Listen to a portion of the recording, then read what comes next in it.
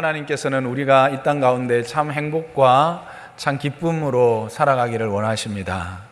그래서 모든 일을 통해서 그래 하나님의 은혜를 누리고 하나님의 평안을 맛보며 이 땅을 살기를 원하십니다.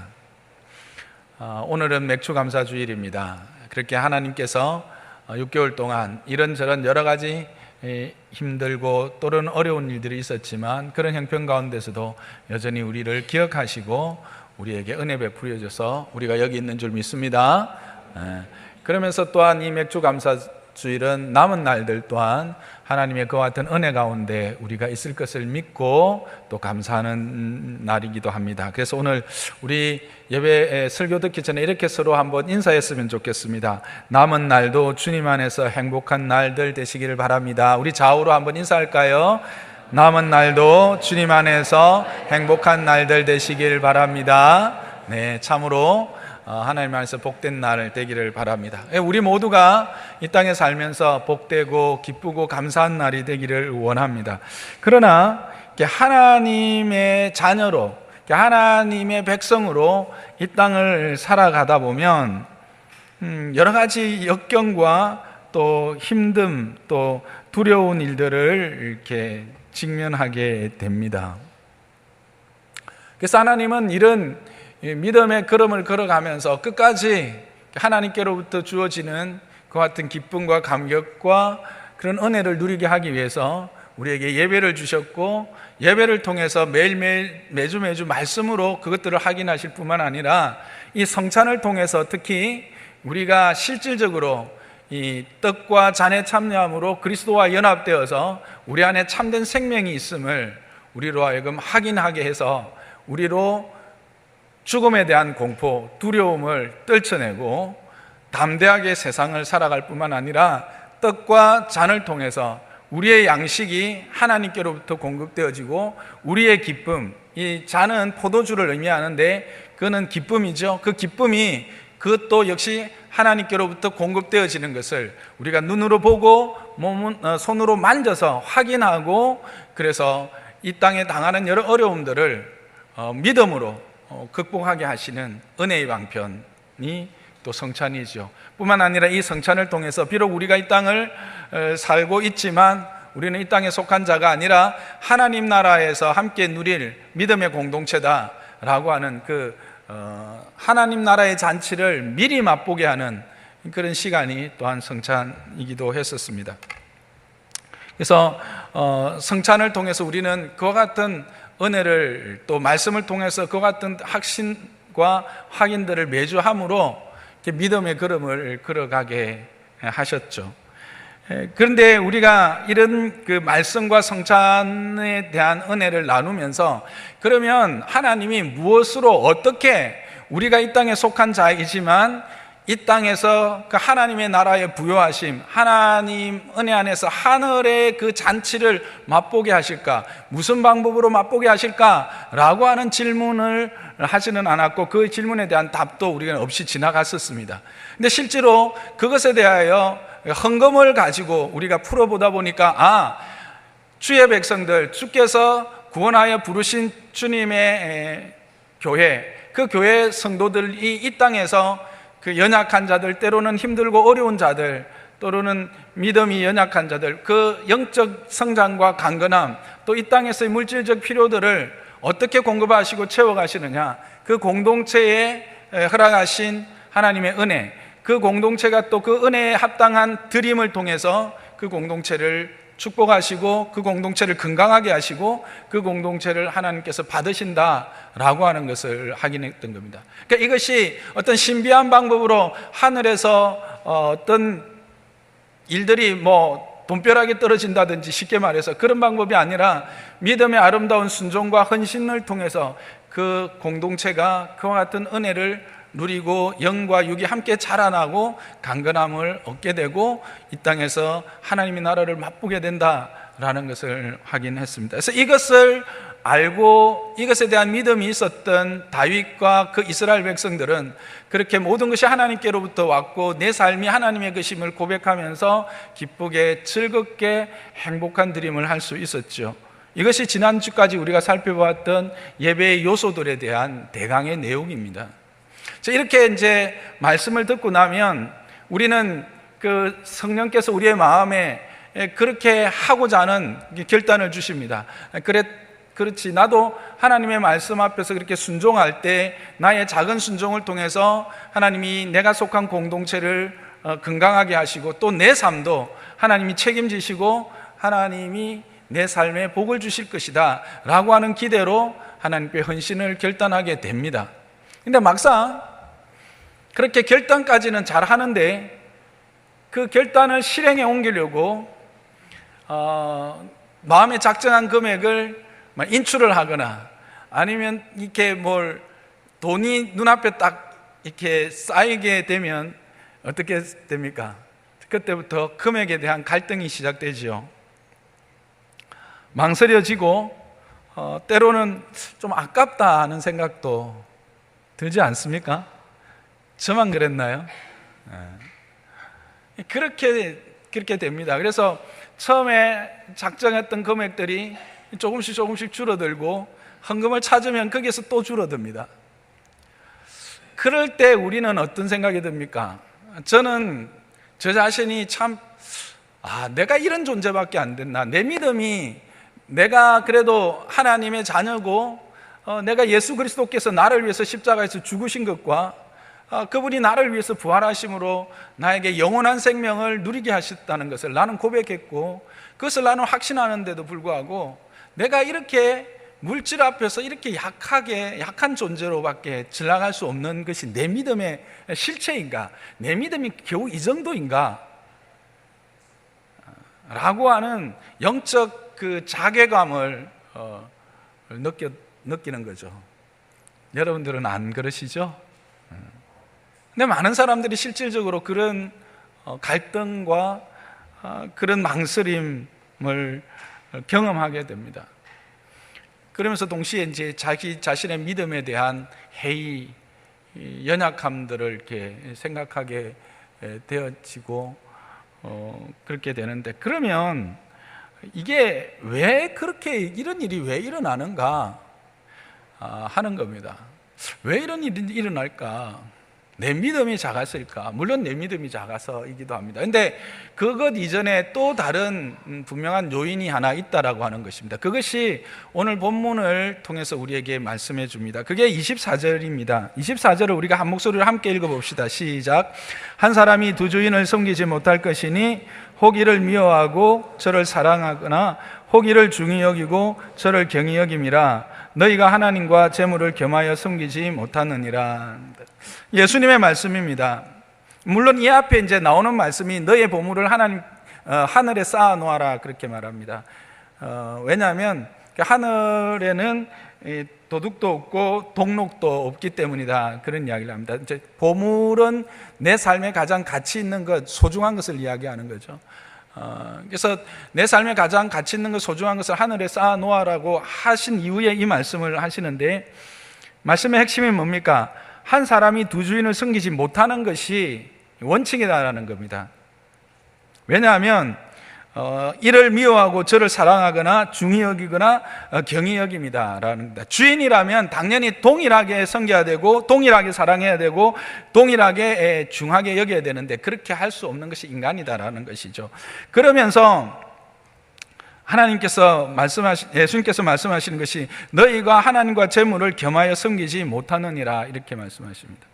이 말씀을 뒤집어 보면 지금 너희가 어떻게 하고 있다는 겁니까? 너희가 그럼에도 불구하고 두 주인을 섬기지 못함에도 불구하고 너희가 하나님과 재물을 겸하여 지금 섬기고 있다라고 하는 것을 말하고 있는 겁니다. 그러나 그렇게 할 수 없다, 그렇게 하는 것은 비정상적이다라고 하는 것을 우리에게 말하는 겁니다. 그런데 이것은 제가 앞에 말씀드렸던 현상을 지금 이야기하는 것이죠. 우리도 동일하게 우리의 삶에서 하나님을 섬긴다고 말하지만 우리가 물질 앞에 약해지는 모습을 보게 됩니다. 왜냐하면 물질이 하나님과 같은 그런 능력, 힘이 있기 때문에 그렇다는 겁니다. 오늘 이 본문에서 재물이라고 이렇게 해석되어져 있는 이 단어의 명사형은 만몬입니다. 만몬하면 여러분 생각하실 겁니다. 바로 물질의 신입니다. 그러니까 너희가 하나님과 만몬을 겸하여 섬길 수 없다. 재물의 신인 만몬을 겸하여 섬길 수 못한다고 하는데, 그러나 우리는 실질적으로 그렇게 섬기고 있는 것이죠. 왜 그러냐면 방금 말씀처럼 이 재물이 우리에게 어떤 존재가 됐냐면 신이 되었기 때문에 그렇습니다. 신이 뭡니까? 신이라는 것은 자신의 생존과 복과 저주의 주체입니다. 그래서 내 생명, 내 생존을 책임지고 그것을 빼앗거나 또 부여할 수 있고, 또 복과 저주, 복을 주거나 주지 않거나 저주를 주거나 주지 않는 그런 능력이 있는 존재로 우리는 인정하는 것이죠. 그래서 사람들이 신 앞에 가서 이렇게 엎드리는 이유가 뭡니까? 내 생존을 보장받고 복은 받고 저주는 그 신이 막아달라고 하는 것 아닙니까? 그런데 그런 존재로 지금 하나님도 그런 존재로 인정하지만 만몬도 지금 그런 존재로 인정하고 있다는 거예요. 이 말은 다른 말로 하면 만몬이 그만한 능력이 있음을, 그만한 힘이 있음을 말해주는 것이고, 우리가 그렇게 물질 앞에서 머뭇거리고 갈등하고 때로는 그 하나님 앞에 드림을 그냥 스스로 포기할 수밖에 없는 것은 이 만몬이 가지고 있는 힘, 그것 때문이다 라고 하는 것을 지금 여기서 말씀해 주고 계시는 것입니다. 그렇다면 어떻게 이 물질이 신의 자리에까지 갈 수 있었을까 하는 것을 간단하게 생각해 보면, 에덴에 있을 때는 하나님께서 우리를 위해서 모든 것을 준비해 주셨기 때문에 부족함이 없었습니다. 그러나 저주를 받고 죄로 말미암아 에덴에서 쫓겨남으로 어떻게 됩니까? 땀을 흘리고 수고를 하여만 겨우 우리의 먹는 것과 입는 것이 해결되어지는 것으로 해결되어졌죠. 그러다 보니까 사람들이 자기의 생존을 위해서 뭘 하기 시작하는 거죠? 저장을 하고 저축을 하기 시작하는 거죠. 그래서 그것이 사라지면 불안해지기 때문에 점점 그것을 의지하기 시작합니다. 그래서 마침내는 그 물질이 자신의 생존을 책임지는 것처럼 착각하게 되는 거죠. 그러니까 하나님은 점점 잊혀지고 눈앞에 보이는 물질이 자신의 생존과 자신의 안위를 책임져 주는 것처럼 이제 확인되어짐으로 이 물질이 신의 자리까지 오게 된 것입니다. 이것이 실제로 오늘날 우리의 삶에도 아주 분명하게 드러나고 있습니다. 그것을 알 수 있는 것이 참 사람들과의 관계에서 가장 민감하게 작용하는 게 뭐예요, 여러분? 여러분들의 가정에서 다툼이 일어나는 가장 주된 요인은 뭡니까? 성격 탓입니까? 아닙니다. 물질입니다. 이건 제 말이 아니고요, 통계에 의하면 올해 6월 19일 날 한국보건사회연구원의 사회통합 실태 진단 및 대응 방안 연구 4 보고서에 나와 있습니다. 그게 하면 지난 1년간 가족과의 다툼이 있었나 그리고 어떤 이유로 그런 다툼을 했냐고 3,839명에게 질문을 했더니 가장 높은 이유가 바로 경제적 문제로 인한 갈등 경험이었습니다. 그것은 20%입니다. 그러니까 다른 것과 중복되지 않고 이것만 했을 때, 중복되면 다른 것들도 많겠죠. 근데 이것은 우리가 일반적으로 생각하는 생활 양식, 즉 성격 차이와는 4배 정도, 그것은 5.3%입니다. 우리가 갈등이 가장 갈등의 어떤 그 모델로 삼는 고부간의 갈등, 그거는 5.3%밖에 안 됩니다. 이 말은 물질이 우리의 삶에서 얼마나 큰 영향력이 있는지를 보여주는 겁니다. 실제로 그 이혼율에 있어서 이혼의 이유도 이혼의 사유가 가장 높은 것이 이게 물질 문제였습니다. 이것은 뭘 말하고 있습니까? 물질이 그만한 위치와 힘이 있었다라고 하는 것을 이야기하고 있는 것입니다.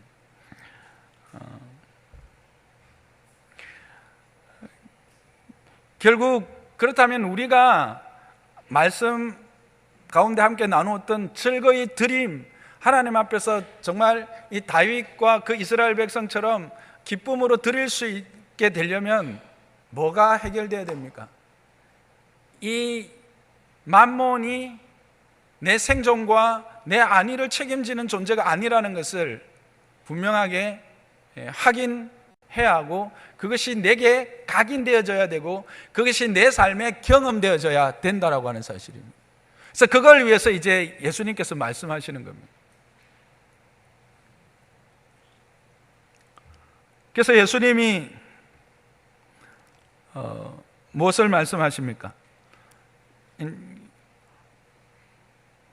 25절부터 30절까지를 이야기합니다. 결코 만몬이 너의 생존과 너의 안위함을 책임지는 존재가 아니다. 너의 생존과 너의 안위를 책임지는 존재는 바로 하늘 아버지시요, 바로 하나님이시다. 천지를 지으신 하나님이시다 라고 하는 것이 바로 25절부터 30절의 이야기인 것입니다. 그러므로 너희가 결코 생각하는 것처럼 만몬이 너희의 생존과 너희의 안위를 책임지지 못하므로 너희는 목숨을 위하여 무엇을 먹을까, 무엇을 마실까, 몸을 위하여 무엇을 입을까 염려하지 말라는 것입니다.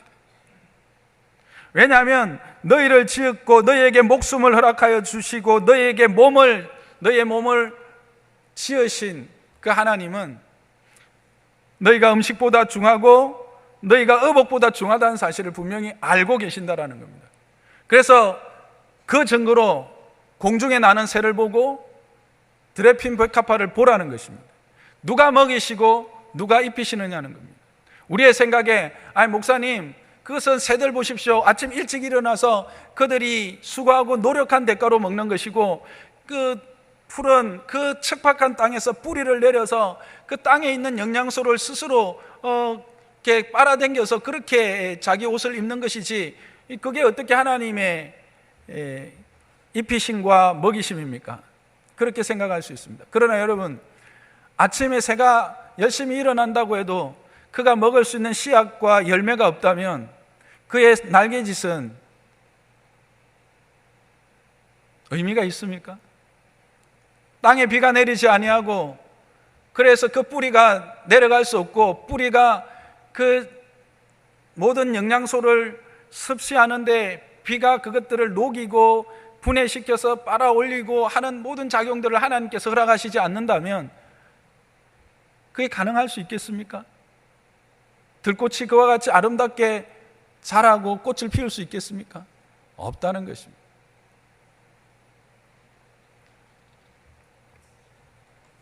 분명히 예수님께서 말씀하시는 것은 그들을 먹이시고 그들을 입히시는 것, 그들이 저장할 창고도 없고, 이것은 우리를 비유하는 것입니다. 우리가 저장하고 준비하는 그런 창고도 없어도 먹이시고 그들을 입히시는데 얼마나 존귀하게 입히시느냐, 솔로몬이 입은 것보다 더 존귀한 것으로 입히신다라고 하는 것을 말씀하고 계시는 것입니다.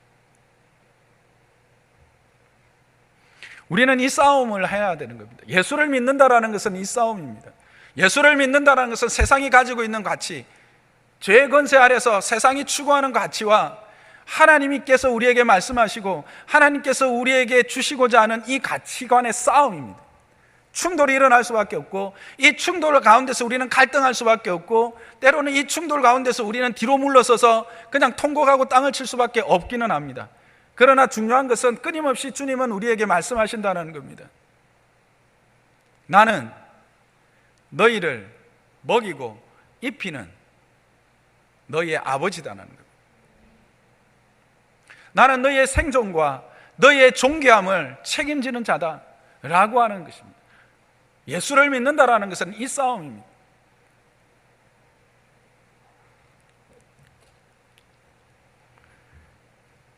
하나님은 분명히 두 주인을 섬길 수 없다고 말하지만, 우리는 어느덧 슬쩍 하나님을 섬긴다, 하나님이 내 삶의 전부입니다 라고 고백하면서도 어느 날 슬쩍 동일한 자리에 재물을, 만몬을 올려놓고 함께 두 군데 다 마음을 두고 섬기고 있는 것이 너의 모습이다 라고 지금 말씀하고 계시는 것입니다. 그러면서 뭘 말씀하시는 것입니까? 그렇게 하면 안 된다라는 겁니다. 그렇게 하면 내가 너희를 위하여 예비한 이 들꽃도 입히고 이 공중 나는 새도 먹이는 이 하나님의 부요하심, 하나님의 공급하심, 하나님의 은혜 주심을 너희는 맛볼 수 없다라고 하는 것이 주님의 숨겨진 메시지다. 저는 그렇게 생각합니다. 왜 이렇게 하실까요? 하나님이 우리를 사랑하시는 걸 믿으십니까? 하나님이 우리를 위해서 좋은 것 예비하시고 공급하기를 기뻐하시는 걸 믿으십니까? 그런데 그 하나님의 공급하심이 통로가 있다라는 것입니다. 하나님의 복의 통로가 있다는 겁니다. 여러분, 나무가 크고 잘 자라는 것은 그 나무 사이에 모든 것들을 빨아들이고 영양분을 만들고 하는 그 통로를 통해서 공급되어질 때 그것들이 누려지게 되는 것입니다. 동일합니다. 하나님의 은혜의 법칙이 있다라고 하는 것입니다. 그것은 하나님만 섬기는 것입니다. 하나님께서 가장 싫어하는 것이 무엇입니까? 오늘 우리가 함께 읽었던 이 산상수훈은 우리가 다 아는 것처럼 하나님의 백성, 새 이스라엘, 이제 예수 그리스도로 말미암아 새롭게 회복되어질 이스라엘은 이렇게 살아야 된다. 이렇게 살 때 그들은 참 이스라엘이요 참 하나님의 백성으로서의 은혜와 복을 누리게 된다라고 하여 주는 말씀이 바로 산상수훈 마태복음 5장부터 7장의 말씀입니다. 그래서 거기서 말씀하시는 것이 너희의 생존을 책임지고 너희의 안위를 책임지며 너희를 존귀케 할 수 있는 유일한 대상은 바로 너를 지으신 하나님, 너를 지금도 굽어보시고 필요를 채우시는 너의 하늘 아버지시다 라고 하는 것을 말하고 있는 것입니다. 그래서 오직 그에게만 경배하고 그에게만 너희가 섬겨라 라고 하는 것입니다. 그런데 우리는 어느덧 우리의 삶에 두 주인을 섬기고 있다라고 하는 사실을 지금 예수님은 말하고 있습니다. 여러분은 어떠십니까? 여러분은 온전히 하나님만 섬기십니까? 정말 하나님이 여러분의 생존과 존재와 여러분의 가치에 모든 것을 공급하시는 유일한 분이신 것을 믿으십니까? 그리고 그렇게 사십니까? 우리는 믿는 데까지는 나아갑니다. 그런데 믿는 것을 사는 데까지는 가지 못한다라고 하는 이 안타까움이 주님 보시는 안타까움인 것입니다.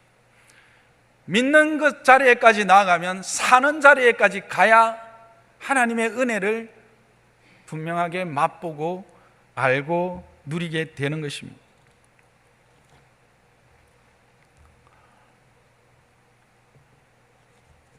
그래서 실질적으로 신앙함이라는 것은 뭔가, 제가 자주 말씀드리지만 신앙함은 추상적인 것이 아닙니다. 관념적인 것이 아닙니다. 실제입니다. 예수님이 우리와 함께 이 자리에 계십니다. 아멘이십니까? 추상적인 것입니까? 아닙니다. 실제입니다. 하나님이 우리의 삶을 구체적으로 간섭하십니다. 하나님은 오늘도 우리의 생각과 우리의 모든 것을 하나님 앞에서 그렇게 온전히 드리기를 원하고 그것을 기뻐하십니다. 그런데 우리는 이게 우리의 육감으로 느껴지지 않고 확인되어지지 않는다라는 것, 그것 때문에 늘 추상적인 것, 형이상학적인 것으로만 그냥 두고, 관념으로 두고 삶은 다르게 산다라는 것입니다. 그러니 하나님이 우리를 위하여 예비하신 것들을 온전히 맛보고 누릴 수가 없게 되어지는 것입니다. 통로가 끊어지는 것이지. 여러분, 형통이 뭐라고 생각하십니까? 내가 하고 싶은 대로 다 잘 되는 게 형통입니까? 아닙니다. 형통은 하나님과의 관이 끊어지지 않는, 하나님과의 통로가 끊어지지 않는 것입니다.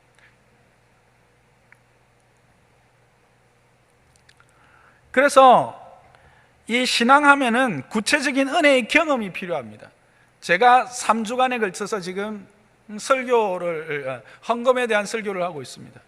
참 우리 장로산나교회 성도님들은 그래도 믿음이 대단합니다. 그래도 숫자가 안 줄어든 게 저는 한 2주째쯤 되면 줄어들 거라 생각했는데 3주째, 이제 다음 주에는 오늘 통계가 나와봐야 알겠네요. 어쨌든지. 근데 대충 봐서는 줄어들지는 않겠어요. 내가 여러분을 너무 낮춰 봅니까? 그렇죠?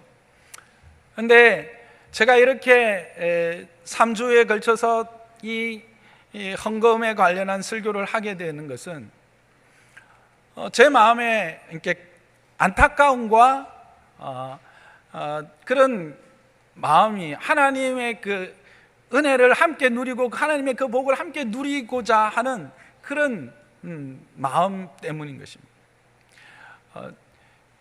저의 선배이시고 또 스승이시고 저의 멘토가 되시는 최홍준 목사님이 계십니다. 호산나 교회 원로 목사님이셨는데 이제 은퇴를 하시고 한 번은 이제 우리 같이 부교육자들 했던 부교육자들이 찾아뵈고, 매년 이제 찾아뵙습니다. 찾아뵙는데 그 해가 언제인지는 모르지만 저도 이제 저는 그냥 이렇게 헌금으로 생각했는데 우리 금성우 목사님은 정확하게 기억하고 있더라고요. 목사님이 이제 우리하고 같이 식사하시다가 뜬금없이 너가 요즘 11조 설교하나? 거기에 있는 부교육자들이 반응이 어땠을까요? 예, 합니다. 이랬을까요? 아무도 대답이 없었어요. 묵묵부답이었어요. 저도 이렇게 한 2, 3년에 한 번 정도 이렇게 헌금 설교를 하는 것 같아요. 그래서 그렇다고 딱 대놓고 11조에 대한 설교를 딱 한 번 했던 것 같긴 하네요. 말할 수 없죠. 안 하니까. 그런데 이어서 질문을 하십니다. 너희는 11조 하면 하나님이 그것을 통해서 너희를 복 준다는 것은 믿나? 다 아멘 했어요. 그럼 너희는 싹군이다. 도둑놈들이다. 누구는 11조 해가지고 하나님 앞에 바른 복 받고 11조 해가지고 하나님의 은혜를 누리면서 그거는 왜 말 안 하느냐? 그럼 넌 싹군 아니냐? 너는 인기 얻으려고 너희는 성도들한테 인기 잃어버리지 않고 성도들 싫어하는 거, 듣기 싫어하는 거 말하지 않는 싹군 아니냐?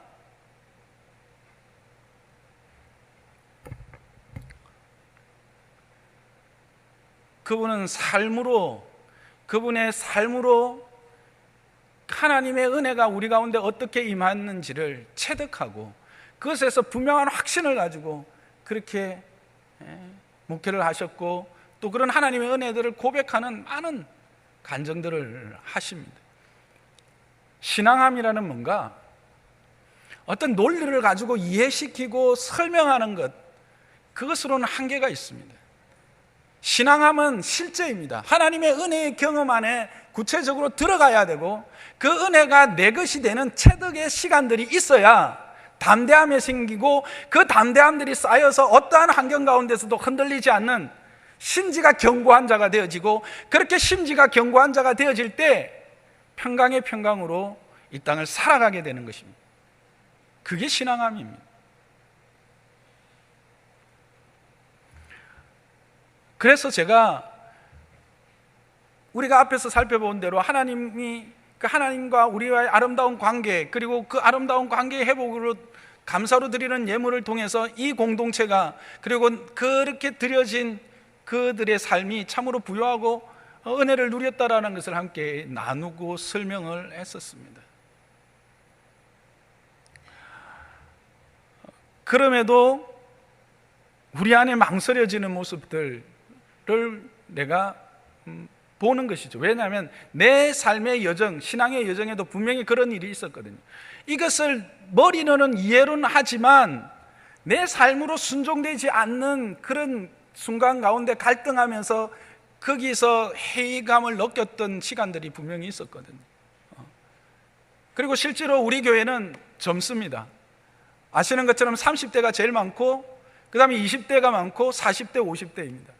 그런데 저는 매주 헌금의 내역을 봅니다. 목사가 당연히 그걸 봐야 되죠. 보면 참으로 안타깝게도 20대, 30대들의 헌신이 거의 없다는 사실입니다. 제가 알기로 분명히 수입이 있고 하나님 앞에서 받는 생활비 수입이 다 있음에도 불구하고 바른 헌신이 되어지는 분들이 없는 거예요. 그러면 우리는 그런저럭 은퇴하면 돼요. 나는 그럭저럭 해서 은퇴하면 돼요. 다음 세대의 믿음의 공동체는 어떻게 될까 하는 겁니다. 우리가 지난번에 사사기를 이야기를 했었죠. 사사기가 어떻게 오게 되었는가? 바로 가르치지 않고 사람을 의식하고 사람에게 인기 얻으려고 듣기 싫은 이야기를 하지 않음으로 말미암아 믿음의 공동체가 건강하고 강건해지는 그런 은혜를 누리지 못하게 된다면 그 책임을 누구에게 물으실까? 여러분에게 물으실까요? 제게 물을 겁니다. 하나님 앞에 섰을 때 분명히 제게 물을 겁니다. 그래서 저는 받은 바 말씀을 분명히 선포할 의무가 있는 자입니다. 그래서 말씀을 드리는 겁니다. 그러나 여러분이 받으시는 것은 여러분의 믿음의 분량입니다. 오늘 성경도 말합니다. 믿음이 작은 자들아. 그렇습니다. 믿음이 작으면 그렇게 받을 수밖에 없습니다. 그래서 여러분들의 믿음을 키워야 하는 것입니다. 그러려면 믿음은 단지 지식이 아닙니다. 하나님의 은혜의 경험입니다. 삶의 은혜의 체득이라고 말씀드렸습니다. 그래서 우리에게 주시는 다양한 은혜들이 있는데 그 중에 우리의 삶을 하나님이 존귀하게 만들고 또 부유하게 만드시는 은혜도 분명히 있습니다. 그래서 제가 이제 이게 이제 예가 필요해서 구체적인 예가 저의 예도 있지만 요즘 젊은이들의 예가 필요하더라고요. 그래서 우리 집에 20대가 2명 안 있습니까? 보면 그래도 그 헌금 생활이 이렇게 부끄럽지 않게 헌금 생활을 하더라고요. 제가 어떻게 특별히 막 앉혀가지고 이렇게 해라 저렇게 해라 가르치지는 않았지만 그들의 헌금 생활을 보면 규모가 있고 또 아주 하나님 받으시기에 합당한 이렇게 드림이 있어서 물어봤어요. 어떻게 해서 그렇게 헌금 생활을 하게 됐니? 우리 수연이의 대답입니다. 진짜 어떨 때 이제 지금은 직장을 다니지만 직장 다니지 않고 또 이제 학교 졸업하고 있을 때 부모님한테 조금 용돈 받는데 주일날 딱 와서 주일날 이제 헌금 준비하려고 집에서 딱 이렇게 지갑 열어보면 5,000원짜리 하나, 어떨 때는 1,000원짜리 2-3장 있을 때가 있대요. 그러면 지금 이제 용돈 받을 날은 아직 한 2-3주 남았고 이거 하고 나면 뻔한데 그냥 갈등이 된다는 거죠. 되더라는 거예요. 근데 그냥 했다라는 거예요. 하니까 희한하게도 그 지갑이 채워지더라는 거죠. 그게 부모님을 통해서든지 누구를 통해서든지 어떻게든지 채워지더라는 거예요. 근데 그게 2번, 3번 반복되고 나니까 그 다음부터는 담대함이 생기는 거죠. 하나님이 그렇게 하신다라고 하는 확신이 생기는 거죠. 그 다음부터는 갈등이 없는 거예요. 그래서 기쁨으로 하니까 기쁨으로 하는 것만큼 내 안에 감사가 있고 감격이 있고 그렇게 되더라. 그렇게 이야기를 하고 있습니다. 이렇게 해서 이제 성공한 사례도 있지만 하나님이 때로는 아픔을 통해서 깨닫게 하시는 경우도 있어요. 제가 아는 어떤 분인데요. 결혼을 했습니다. 당연히 신혼초는 어떻겠습니까? 힘들죠. 맞벌이를 해도 힘듭니다. 근데 아기까지 생겼어요. 출산도 했는데 반지하 비슷한 데 이제 살아가다 보니까 어떨 때는 정말 쌀이 떨어지기도 해요. 맞벌이를 하는데도. 그래서 한 달은 너무 힘들어서 그냥 건너뛰었네요. 그런데 무슨 일이 생긴 거야. 근데 딱 지출됐는데 나중에 딱 보니까 11조만큼 똑같은 금액이 빠진 거예요. 2번째 몇 달 지나서 또 했어. 그런데 또 희한하게 그만큼이 딱 빠진 거야. 3-4번째 어떻게 되나 하고 한 건 아니지만 어쨌든 3번째 동일한 걸 했어요. 아기가 응급실에 갑자기 새벽에 응급실에 가고 막 힘들게 하고 딱 돌아왔는데 영수증이 그달 11조와 금액이 같았어요. 나는 하나님이 그 가정을 사랑하는 징표라고 생각합니다. 그리고는 그 이후에 그 가정이 한 번도 11조를 어긴 적이 없이 하나님 앞에 온전하게 헌신했었습니다. 어느 가정일까요? 우리 가정입니다. 우리 가정입니다. 제가 처음부터 목사는 아니었거든요. 예.